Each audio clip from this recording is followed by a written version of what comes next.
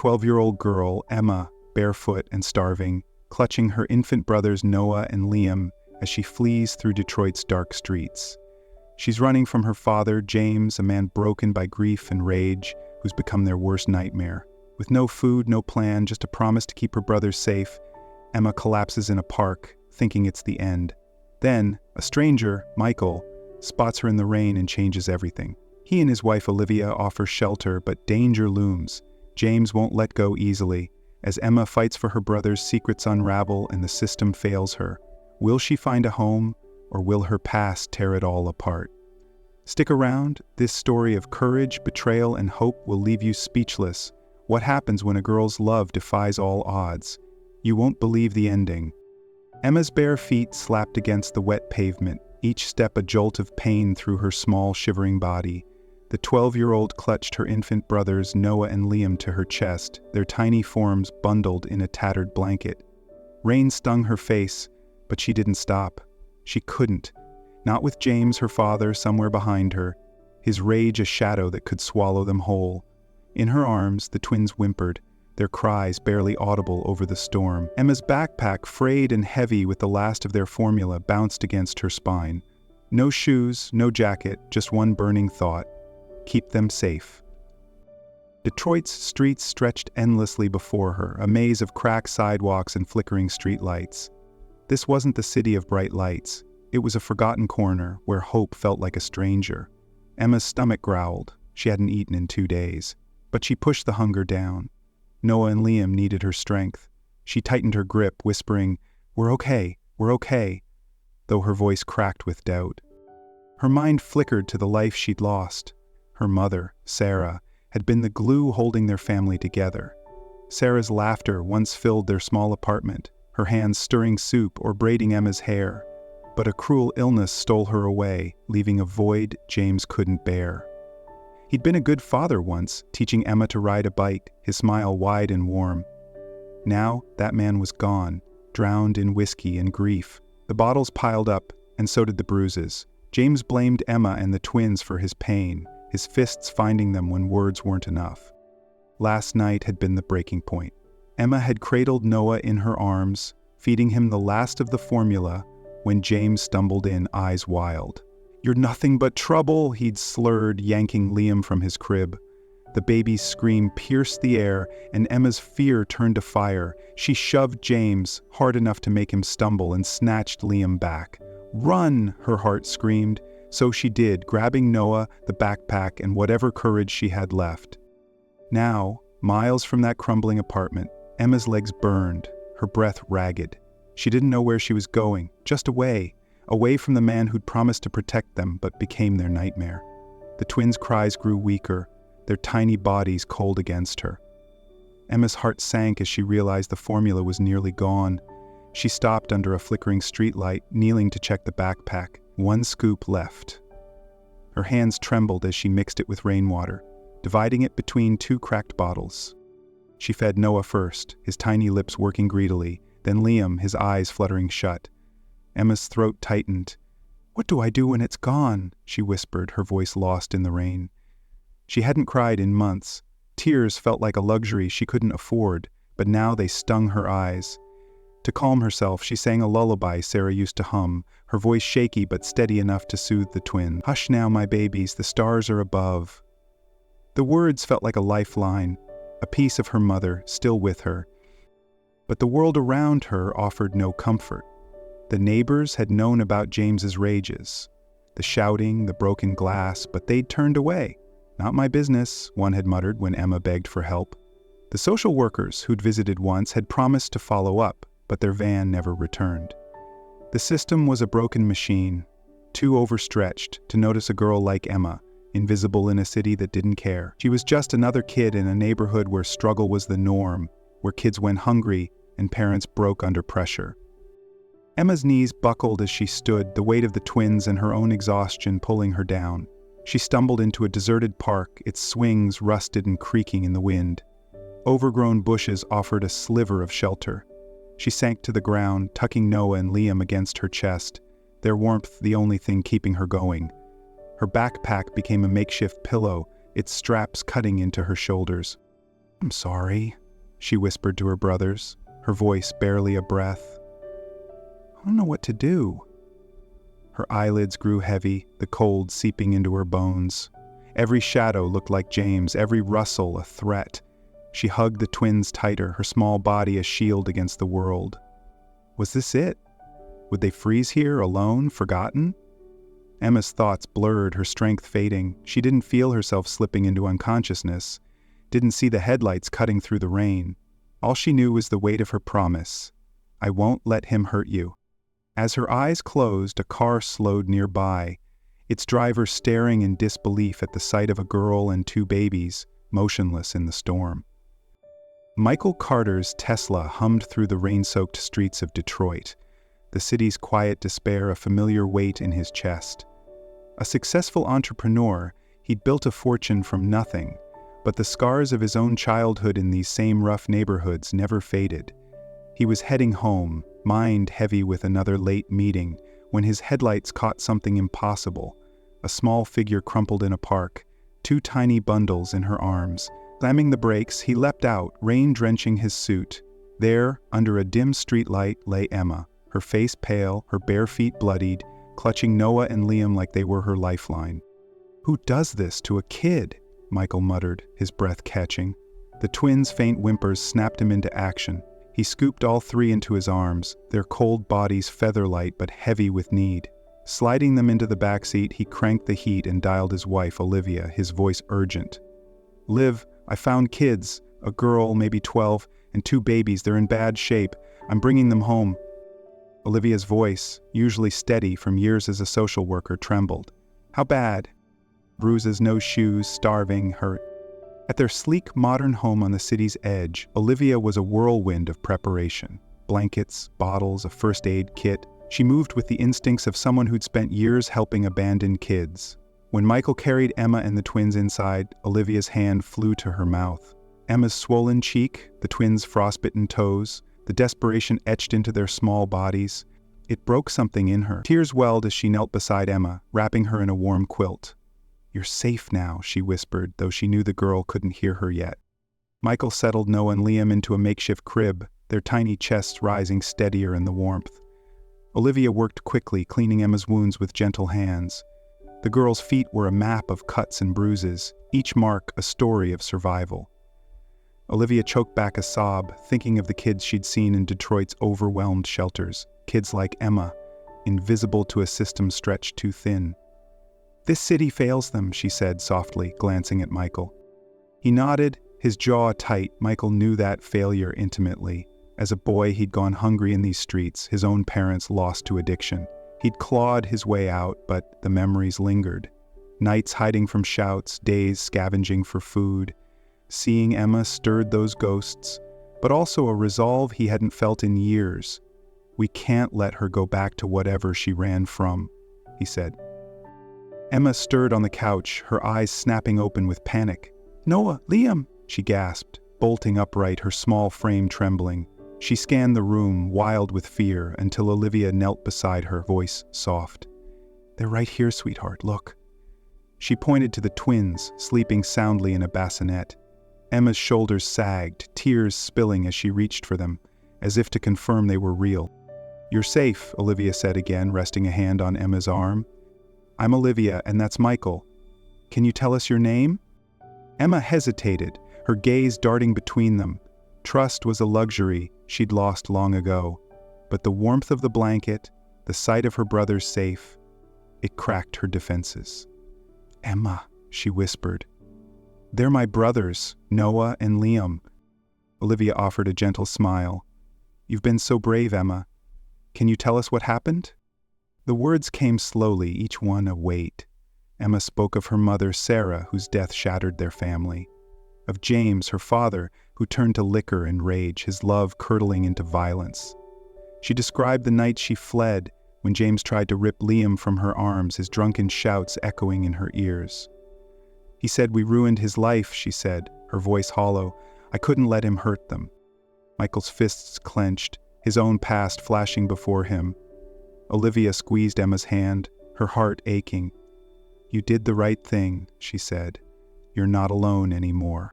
But Emma's eyes were sharp, older than her years. "What if he finds us?" she asked, her voice barely audible. "He always does." Olivia exchanged a look with Michael. They knew the risks. Calling the police could pull Emma back into a broken system. Olivia had seen it too often. Kids shuffled through foster care, returned to abusive homes because of paperwork or politics. Detroit's child welfare system was a maze of good intentions and bad outcomes, underfunded and overstretched. "Too many kids slip through," Olivia said later as they watched Emma doze off. "She deserves better." Michael nodded, his voice firm. "We'll figure it out. No cops yet, not until we know her story."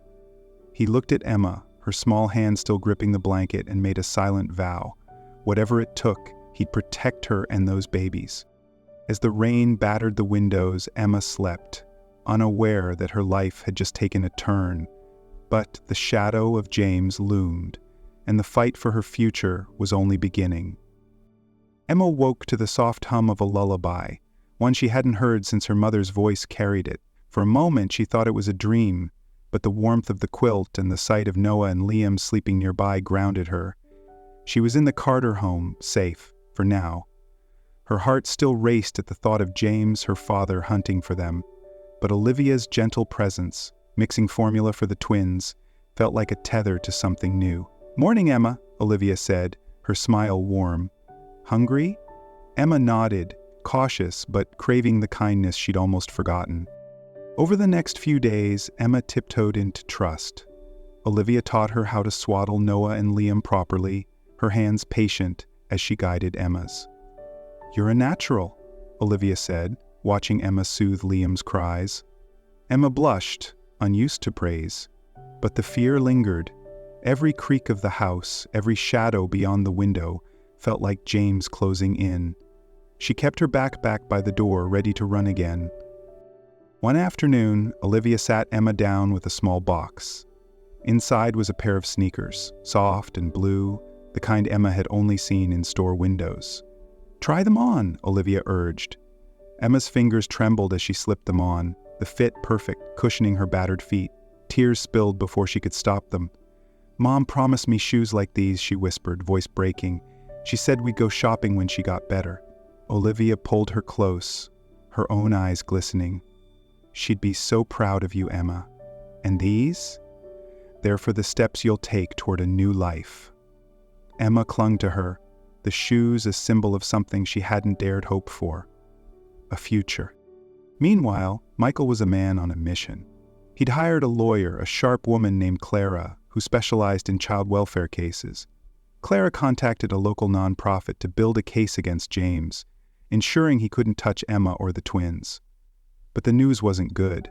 James reported Emma for kidnapping her brothers, Clara said, her voice grim. "He's claiming he's a grieving father who wants his kids back." Michael's blood boiled. "He's a monster," he snapped. "There's proof, bruises, neighbors who heard the fights." Clara shook her head. "No one's come forward. Without witnesses, the system leans toward the parent." Emma overheard this, her heart sinking. The law saw James as her father, not the man who'd shattered their lives. She felt invisible, like the world had already decided her story didn't matter. Detroit's courts were clogged, its social workers drowning in cases. Kids like her were just files on a desk, their pain buried under bureaucracy. Olivia saw the defeat in Emma's eyes and knelt beside her. "We're not giving up," she said fiercely. "You're not just a case to us. You're That night, Emma couldn't sleep. She sat by the twins' bassinet, their soft breaths a reminder of why she'd fought so hard. On a whim, she grabbed a notepad from Olivia's desk and poured her heart into a letter. "Dear Mom," she wrote, "I'm scared James will find us. I'm trying to be strong for Noah and Liam, but what if I'm not enough?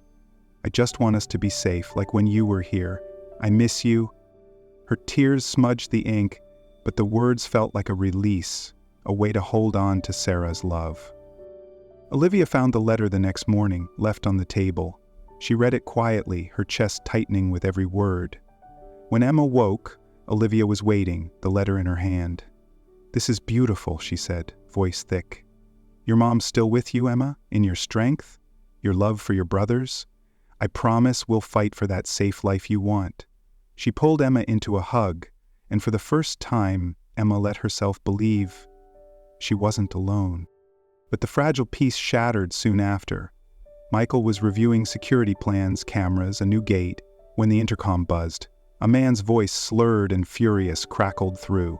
"Give me my kids, James!" Emma froze in the living room, the twins in her arms, her body trembling as his shouts echoed. "You can't hide them forever!" Olivia rushed to her side, shielding her, while Michael stormed to the gate. "You're done here," he growled through the speaker. "Leave, or I'm calling the cops." James laughed, a bitter, broken sound, before retreating into the rain. Back inside, Emma's eyes were wide with terror. "He'll come back," she whispered. Michael knelt before her, his voice steady. "Not if I can help it. We're locking this place down. Cameras, guards, everything." Olivia squeezed Emma's hand. "You're ours to protect now."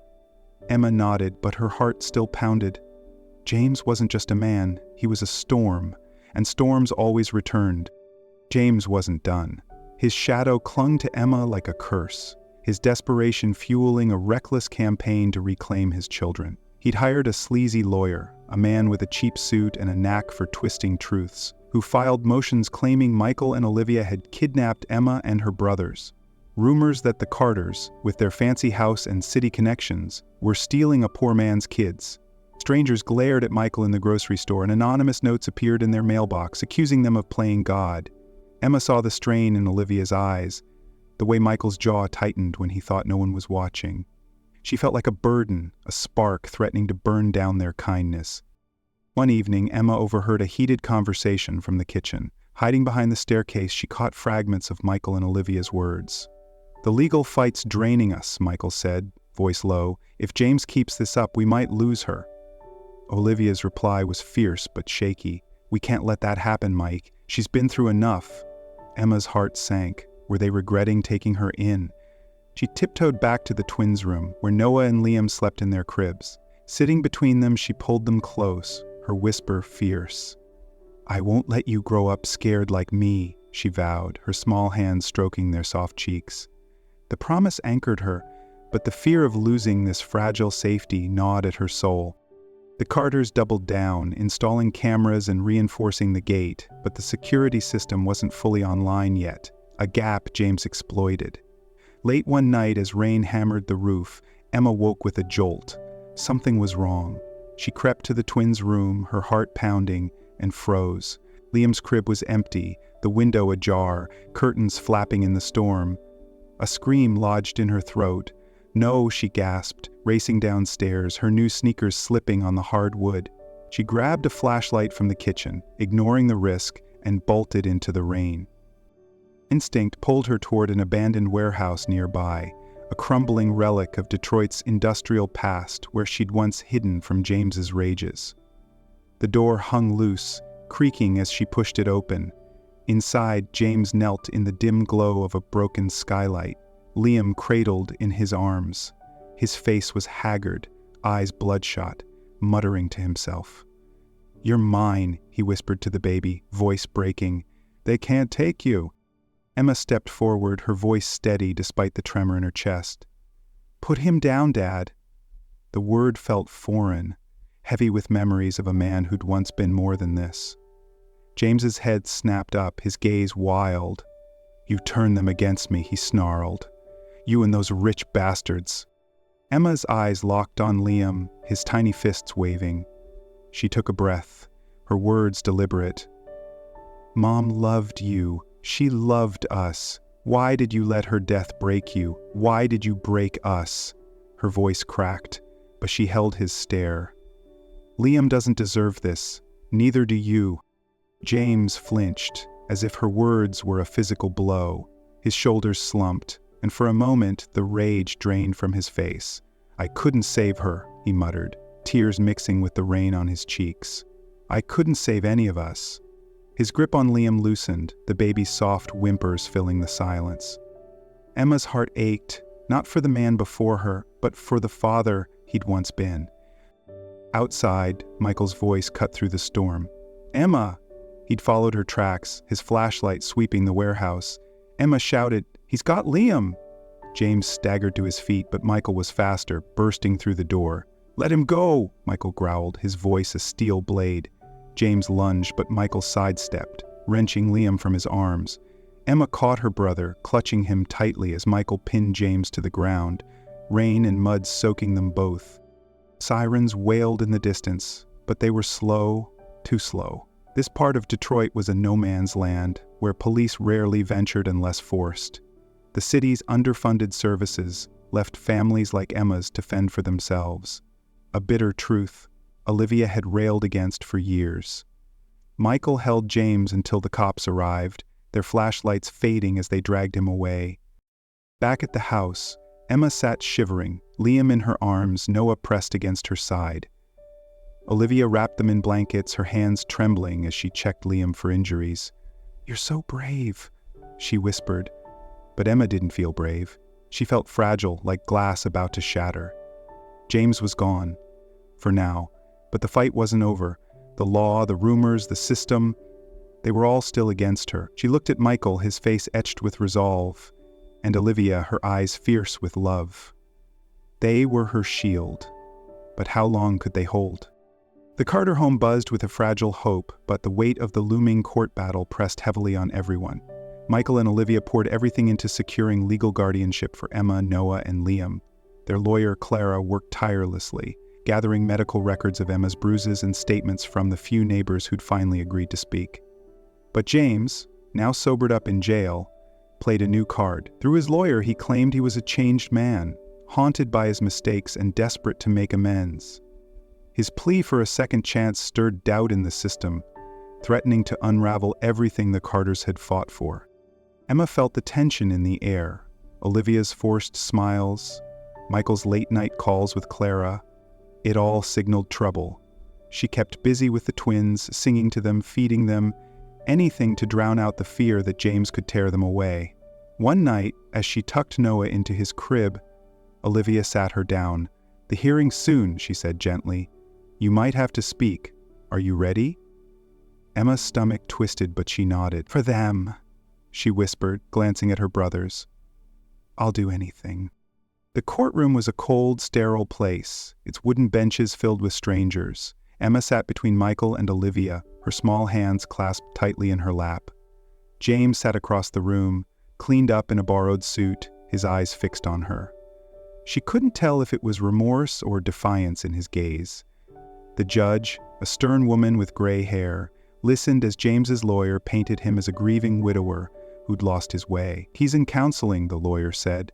"He deserves a chance to be a father." Olivia gripped Michael's hand, her face tight with anger. She'd seen this before, courts prioritizing family reunification over safety, ignoring the scars abusers left behind. Detroit's overburdened system often sent kids back to dangerous homes, a policy rooted in hope but blind to reality. Clara countered with evidence of James's violence, but the judge's expression remained unreadable. Then, she called Emma to the stand. Emma's legs shook as she approached, her blue sneakers squeaking on the floor. She faced the room, her voice small but clear. "My name's Emma, and I'm here for my brothers, Noah and Liam." She spoke of the nights she'd hidden from James's rage, the bruises she'd covered, the fear that choked her every time he raised his voice. "He wasn't always like this," she said, her voice breaking. "But after Mom died, he broke us. I ran because I had to protect them."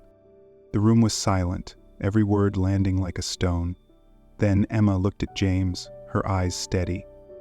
"I don't want him to go to jail forever. I want him to get better, so no one else has to feel like I did. But we can't go back. We need to be safe." Tears streamed down her face, and a sob echoed from the back of the room, a court clerk wiping her eyes. Even the judge's stern facade softened. Emma stepped down, collapsing into Olivia's arms, her courage alight in the sterile room. Afterward, Michael found Emma in the courthouse hallway, her face buried in her hands. He knelt beside her, his voice low. "I grew up in Detroit too, you know. My parents were gone, drugs mostly. I felt like no one saw me, like I was nothing. But someone gave me a chance, and I swore I'd never let another kid feel that way." He squeezed her shoulder. "You're not invisible, Emma, not to us." Emma's eyes met his, a flicker of hope breaking through her fear. But the judge's initial ruling stung. Citing family reunification policies, she hesitated to sever James's rights, citing his progress in counseling. Olivia's voice shook as she argued with Clara outside the courtroom. Progress? He kidnapped Liam. The system's failing her just like it fails so many kids. Emma overheard, her heart sinking. Was her bravery for nothing? Then, something shifted. Emma's story, shared by a local reporter who'd been in the courtroom, spread like wildfire across Detroit. Neighbors who'd once stayed silent began speaking out, admitting they'd heard James's rages.